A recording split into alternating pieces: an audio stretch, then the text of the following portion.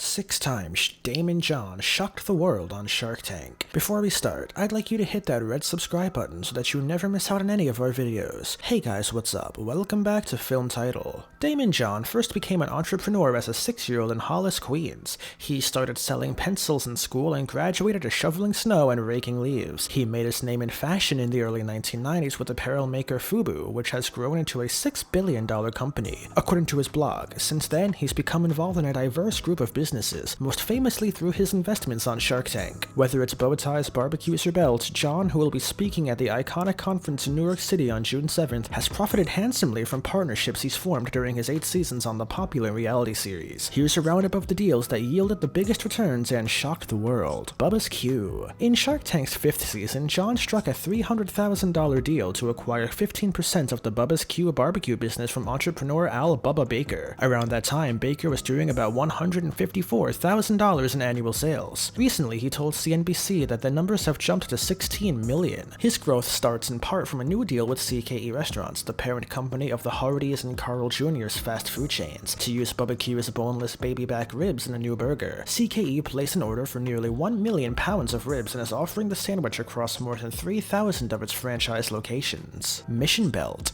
John's deal with Mission Belt is showing returns in more ways than one. The company, which makes ratchet belts, belts without holes that instead adjusts with the release of a lever, puts $1 of every belt sold into a fund that provides loans to small business owners in more than 80 developing countries. In season 4 of Shark Tank, John offered Mission Belt co-founder Nate Hobsafell $50,000 for 37.5% of the company. Both the philanthropic and retail arm of the business has been hugely successful. Mission Belt led more than $1.5 million to borrowers and generated $8.2 million in revenue last year, says co-founder and brother Zach. iCapsulate. The biggest investment seized in Shark Tank's history is Kane Bodium's iCapsulate, a coffee pod manufacturer specializing in capsules, pods, and roasted beans. Kane asked $2.5 million in return for a 15% equity stake, and he got it from John. VP Cabs. When Brad Baker went on season 7 of Shark Tank, he was hawking the most expensive retail product to ever appear on the show. Baker's company, VP Cabs, makes virtual pinball machines that cost as much as $9,000 apiece. John offered Baker $200,000 in 25% equity in the company, which at the time had done just under $400,000 in lifetime sales. Since VP Cabs linked the deal with John, who has worked in the business, branding, and licensing deals, sales have jumped to more than $1 million, Baker says. Sun Stashes. Sunglasses with attached decorations, like a mustache that hangs over the upper lip, were just crazy enough to work for entrepreneurs behind Sun Stashes. In season 6 of the show, John offered to give David Levick, Aaron Lieberman, and Dan Gershon $300,000 for 20% equity in their novelty eyewear company, while donning a pair decorated like a captain's hat. In the 4 months after the episode airs, the co-founders brought in more than $4.1 million in sales, a hefty increase from the $2.8 million they had previously made. What's more is they landed a licensing deal with Marvel to make character-themed sunglasses, according to a Shark Tank update. Moe's Bows. John's deal with entrepreneur Mosiah Bridges in Shark Tank's 5th season is paying off in a different way. Bridges went on the show asking for $50,000 in exchange for 20% equity in Moe's Bows, but John advised the young fashion designer not to take any money and offered to mentor him for free instead. John drew from his own experience when, in 1989, he declined an offer of $10,000 for 40% of his hat company, which later turned into Fubu. Bridges agreed and has since worked with John to get his bow ties into Neiman Marcus stores. He also recently scored a licensing deal to use NBA logos on his designs, according to Business Insider and Forbes. This brings us to the end of our video. I hope you enjoyed it.